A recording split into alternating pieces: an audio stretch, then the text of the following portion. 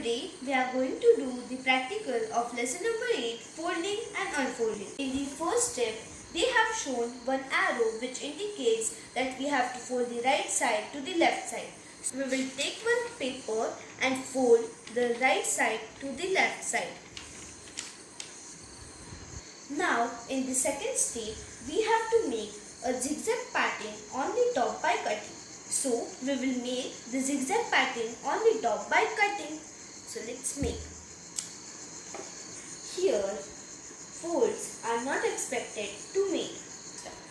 So now moving forward to the third step, in which the arrow which indicates to fold the bottom side to the top side and make a triangle cut on it. So we will fold the paper from the bottom side to the top side and make one triangle cut. So let's make.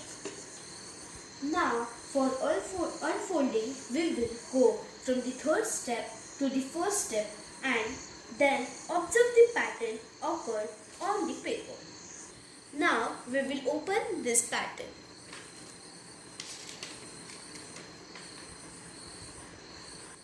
We will compare the obtained figure with the answer figures and find out which matches the obtained figure.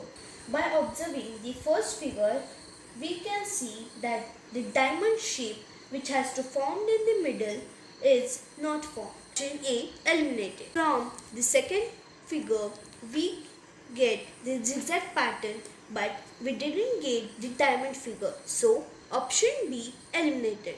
On the third figure, we get the zigzag shape and the diamond shape on the perfect place. Fourth figure, we get the zigzag shape and the diamond shape, but the zigzag shape is on the both sides, which apparently should only on the one side. So option D eliminated. So our answer number C is the correct answer. Thank you.